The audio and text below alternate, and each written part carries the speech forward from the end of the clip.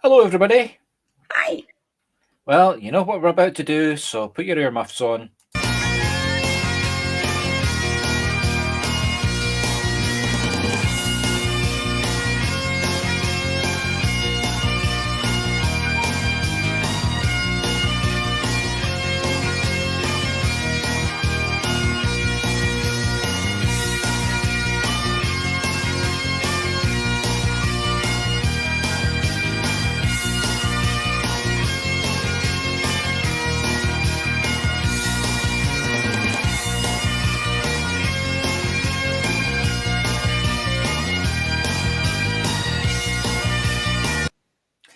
And for tonight's exciting conversation, it's number 2 on ethics for mediums. And specifically, tonight we're covering respecting clients' boundaries in readings, which is sometimes a lot more difficult than you actually think. It actually is, yes. Sometimes it's very difficult to know where the boundaries are. And even when you know the boundaries are, you get, oh, I've got to tell them they're going to die. I'm being slightly sarcastic here. No, I've never had that thought. I've had readings where I've been told they've got X, Y, Z, and you know that Well, you don't. I've heard it, but I've never been tempted to tell it. Well, neither have I. I'm being sarcastic. I mean, okay. it's an absolute no-go, no-brainer. You don't. But that aside. Yeah. Okay, well, you know what we're going to talk about now? The news. News and information. Right, okay. We've been talking about this for a long time. The Sunday walks with Mark and Ying being my wife. So let me introduce you to my wife. Hello, hi. Me and Mark. We are in the Glaston Land. We had a coffee and we had a lovely tour in here. Oh, so from this video you're going to see how inside from the literally like a time traveling, and then from the Victorian time to Georgian. So it's all the history about Edinburgh. So here we are at Gladstone's Land, the oldest building in Edinburgh. Dates back well over 500 years, about 524 years, because it dates back to 1501. Oh yeah. Countess of Shirley. Now, she lived quite an extraordinary life. She really did. She was married to a prominent nobleman, the Lord Shirley, and they went on many trips together around the world. She protected her husband from a lot of assassination attempts. There's a very good depiction of her holding a pistol. She's shown holding this pistol, which she used to defend her husband. And it's quite interesting because her husband's not depicted with the gun, it's just her that's depicted with the gun, so it's she's almost like his bodyguard, which is rather fun in a way. So the original plan, if you remember way back when I first announced these walks, was we were going to do it live and streaming. And I bought myself all this wonderful new gizmo from DJI, the camera company. And the bottom line is the equipment works fantastically, but it doesn't interface with Facebook.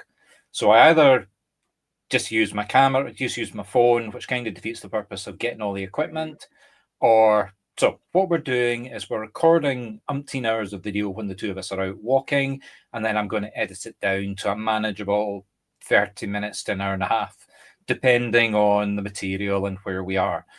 Basically, it's just myself and Ying. Now, Ying is a spiritualist. We got married at Portobello Spiritualist Church. She used to sit in circles, so that she'll maybe talking about spirit as well. And we're just going to go around Scottish landmarks, Scottish history. We might be trying to do some of the places that they filmed Outlander and sort of combine the three. So watch this space. Right. Now, the other thing is some stone circles too. Absolutely. The stone circles are a little bit of drive away from where I stay. Are they? No. Not impossible, but there'd be big events if we did. Now, the other one we've been talking about is cards with Mark, or Mark and his cards.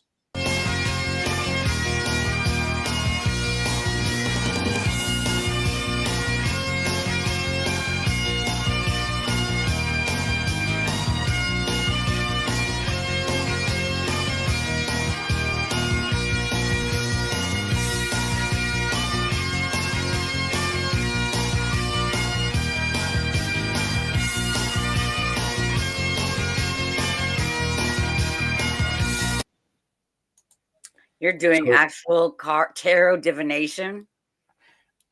tarot, no. I mean, I've got tarot cards, yes, but I don't use them as tarot cards. I Oh, use okay. them as oracle readings. You know, Oh, okay. So you're really basically doing oracle readings. Okay. yeah. But as I've said before, I've got somewhere in the region of about 50 packs of cards. So the event is going to be me talking about my card pack, you know, going through the cards. So, for example, if it's the Star Trek: The Next Generation, then you'll get characters. Oh yes, Worf had a very spiritual experience in this particular. And yeah, I am a fanatic about Star Trek and So am sci-fi I. and all So am the rest I. of it. I can't wait to see that deck. Yeah. Yeah, and I've got traditional oracle cards, and I've got you name it, I've got it. So anyway, it'll be a talk about me, but if people want to come and get a reading, they have to come online here. It's not being done on Zoom. So you'll get a link, you'll be asked, come on board, and you'll get a card reading, but you'll be on video so people can see me, you, and the cards. Anyway, enough of that. Both of those events will be happening in March. Right. So the February newsletter, well, we've done the February newsletter. The March newsletter will be out at the end of February, beginning of March. It will give dates, etc. There's also, and because we're now doing multiple events, so we've got 4 streamed events. We've also got we told you about it last week, but we've got a big webinar about AI and mediumship as an alternative career to whatever you're doing now, to give yourself something to fall back on, because we strongly believe that AI, we're going to go into why we believe this. I mean, I know you hear this, but there are things literally happening now that are making AI, within the next 2-3 years maximum, you're going to have virtual employees. I mean that literally.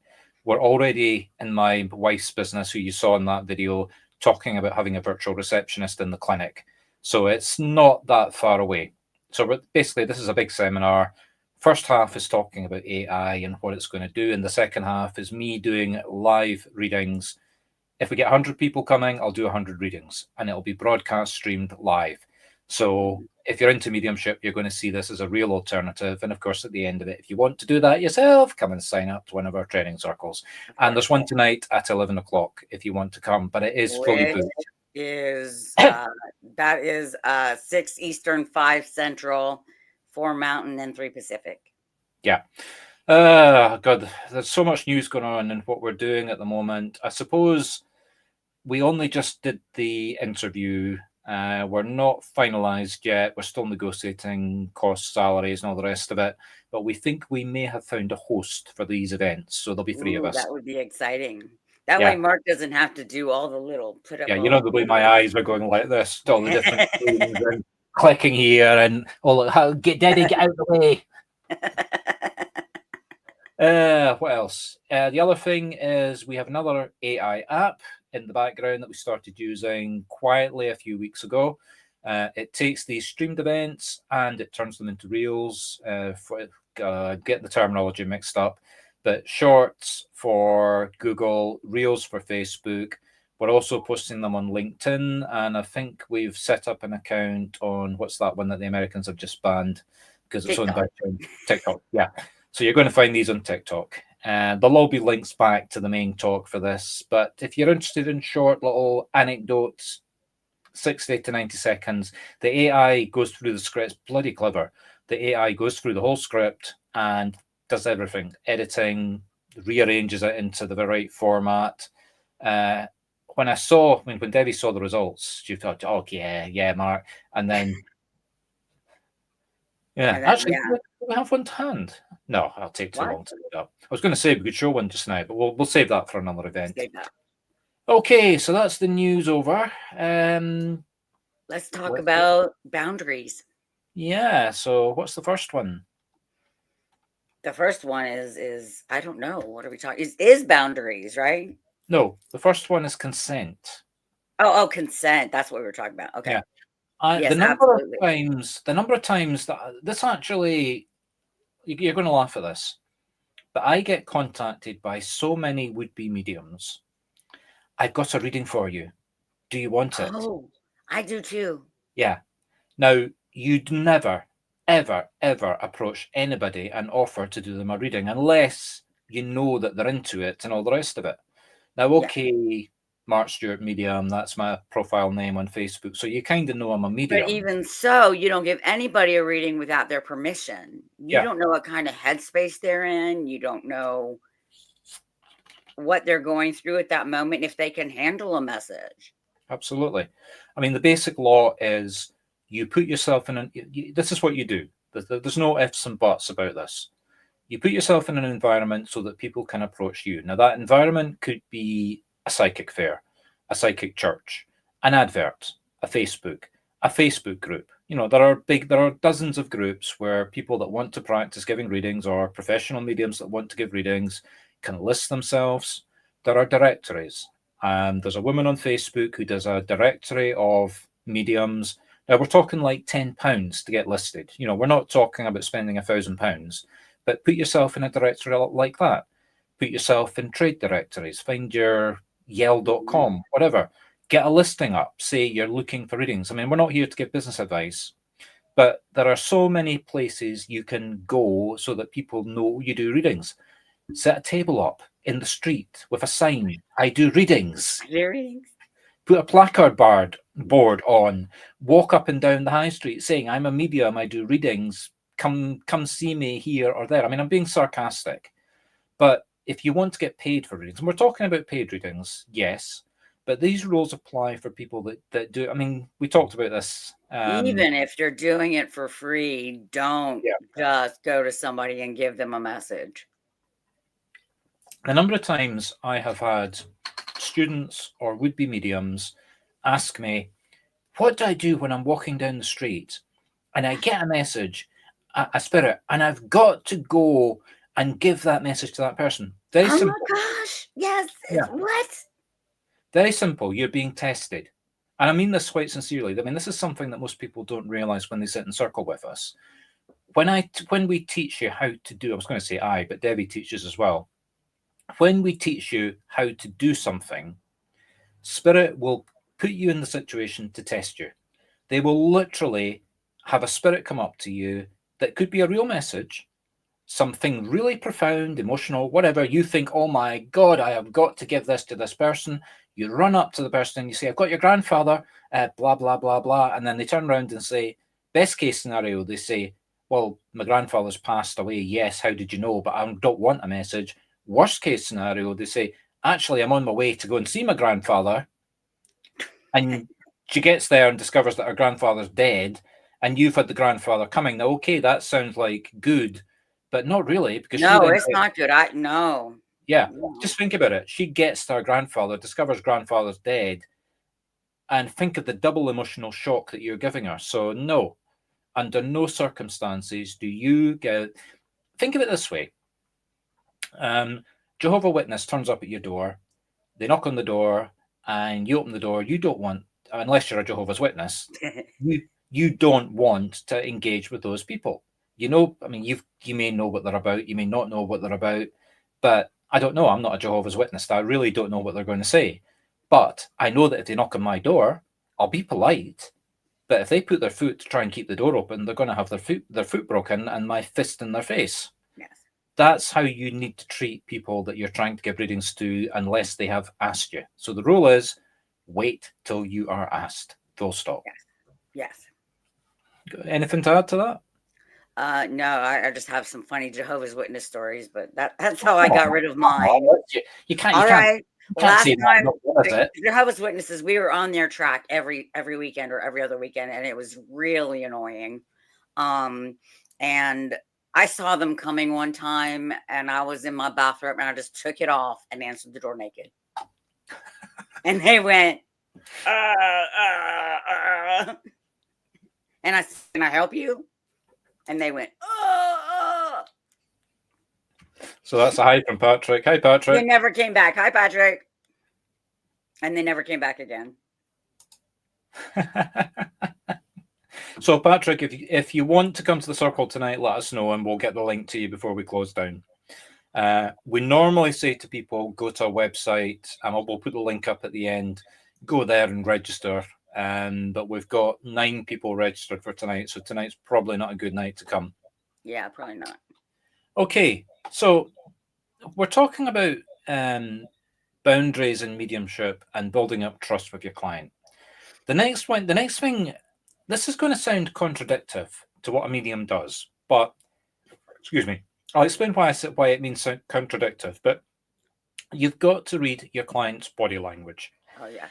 And listen to what they say. So I'm going to give you two extremes of this. Extreme number one is you get a lot of Scottish mediums, and this is very specific to Scotland. We go direct, and they give evidence to the sitter. You see this on a church. You see this in churches more than anything else. Right. And they'll give like 5 bits of evidence, and the person in the congregation is saying yes, yes, yes, yes, yes, yes, yes, yes, and then they give another 5 bits of evidence. Now, the medium is on an emotional high. Oh, I've got a spirit! It's wonderful, and they just keep giving. They just keep giving and giving and giving. More and more evidence when you don't need that anymore because you've already proven that person is that person. Exactly. There's one female Scottish medium who the churches love because she's as accurate as hell. And I say hell because in the 50 minutes that she's on platform, she'll do 3 readings. So divide 50 by 3. She's giving evidence for about 20 minutes. And maybe in the 20 minutes, there'll be 2 bland, your mother loves you, and maybe 1 specific bit of tack, your mother saw you slip and break your leg this morning. Or, I mean, I'm being sarcastic, but something that the mother saw her do. Remember, get permission to work. That's the first thing. Give the evidence. The minute the sitter says, yes, I know who that is, stop. Because it's self-ego from that point to keep giving the evidence and give the message. And we're not talking about giving messages, so let's not get into the difference between evidential message. That's a whole other thing, yeah. Yeah. And but well, actually no, because you might be giving an evidential message and getting it completely wrong. So actually, exactly. But what I'm saying is that's a whole other subject topic. Yeah. But we're talking more generally about giving the message. If it's clear that the sitter has accepted who the medium is, but can't understand the message that you're trying to give them, then you know that you've got it wrong, or you know that the sitter doesn't understand it, or it's something that they're not aware of. So you need to adapt your message to the reaction that they've got. Now, it's not okay to ask the sitter to give you information like, where do you come from? Turkey. No. Oh, I was about to tell you were from Turkey. Apart from the accent of Turkey. Right. But put that aside. But ask for confirmation. Just say, look, just give me a yes, no, or maybe. Do you understand what I've given you? Yes, fine, you've got it right. No, go back to spirit, get more evidence, try and work out what they've given. Maybe it's a rule of 3 situation, or maybe then work with the sitter in that case and try and make sense of it. It might be, I mean, for example, I gave a reading, when was it? Was it Sunday? You were there, Devi. It was an online group. The one about the eyes. Yeah, I was giving evidence. No, actually, it wasn't the evidence. It was the message. I had got something about the eyes. Now, I thought that I had interpreted it as being something that, something wrong with the person's eyes. It wasn't. What it turned out to be that the spirit's eyes of the body had been, what's the terminology again? It's too late at night for me. Cataracts. She had cataracts. No. It was the eyes being removed surgically. Oh, that's right. They donated the eyes. Yeah, donated. That's what I'm looking for. Yeah, the eyes got donated and had gone to somebody who was able to see, who obviously could now see who otherwise, or 2 people who could now see who otherwise couldn't see. So it was just basically the spirit coming forward to say that the family had made the right decision.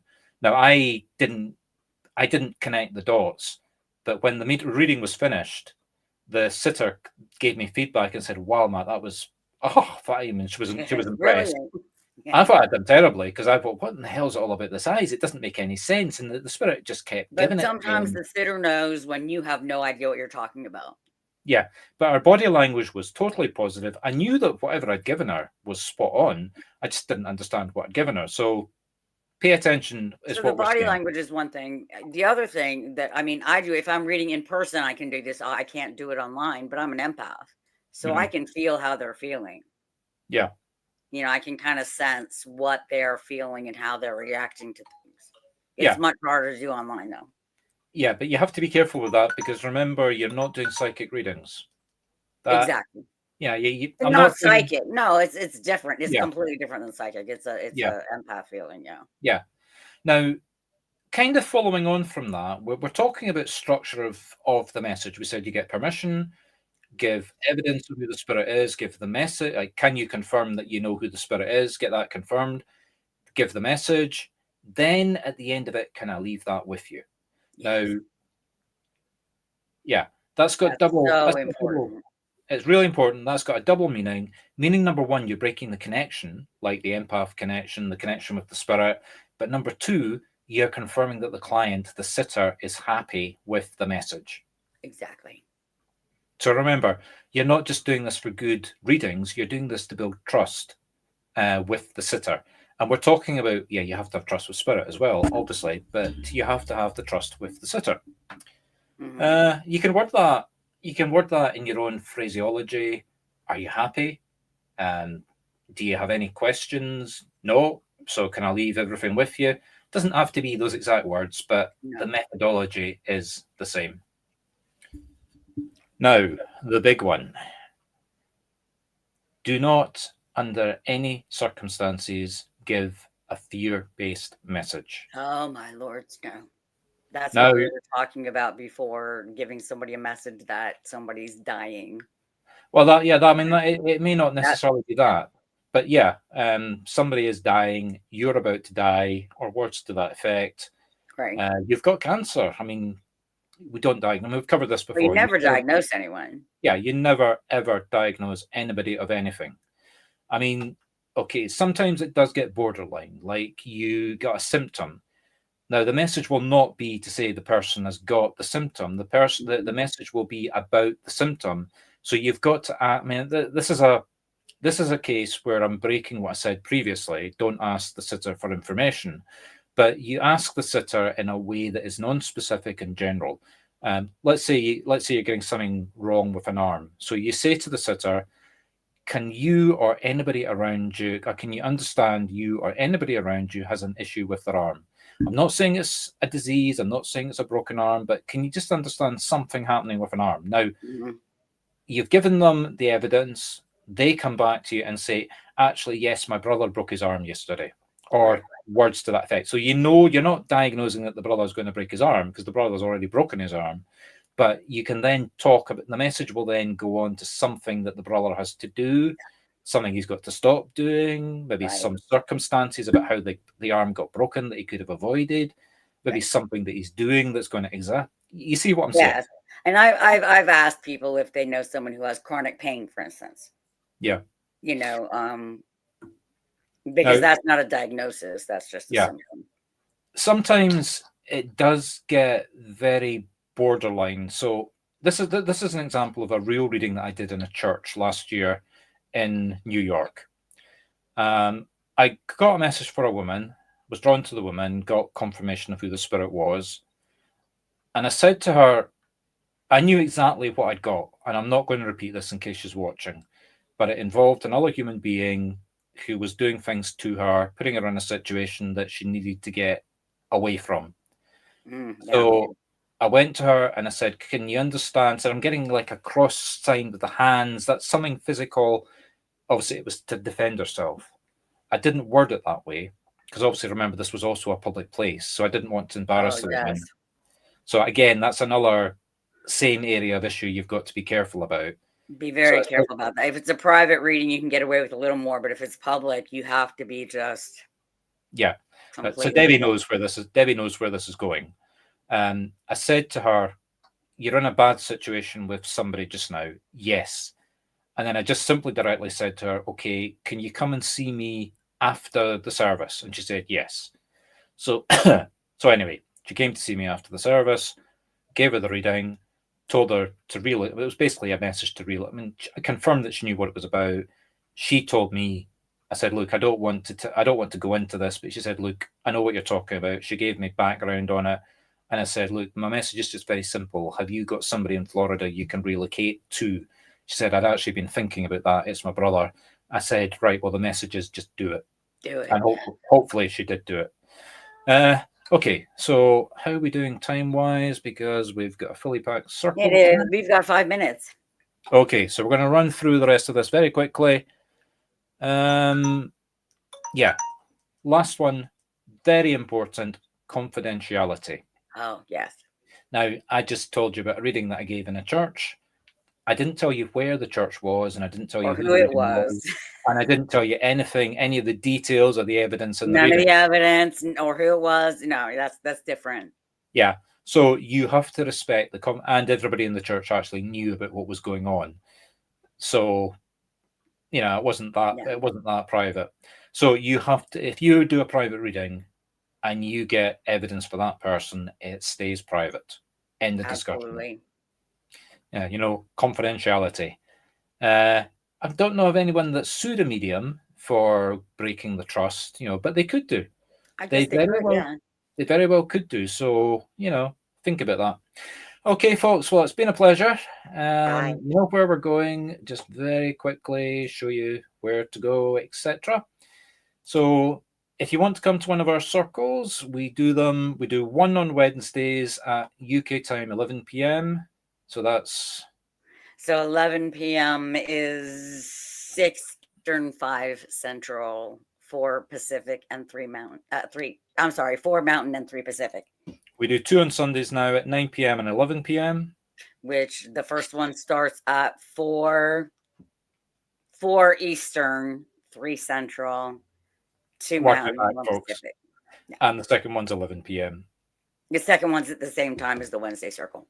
Yeah. So how to come, go to that website, speak to Rain, the AI, just say you want to come to a circle and tell her which day, and she'll give you the link to register. That's the video about us. We referenced the two of us being in America. Well, she's already there, but I was there with her. You can find it on the website. If you want details of all the events we were talking about at the beginning, go register for our newsletter, which comes out once a month. Please, wherever you're seeing this, subscribe or like and follow on Facebook. Yeah. YouTube's better because we're trying to build up the subscribers there. So please so definitely follow us, subscribe on YouTube. Yeah, you can get links to the YouTube channel on our websites, or just search on YouTube for Marc Stuart Medium or Devi Wolf Medium. Already told you about that. Yeah. Already told you about that. We already talked about that. So that's it, folks. It's been a pleasure. You know what's coming. Cover the earlobes. Bye. Bye-bye.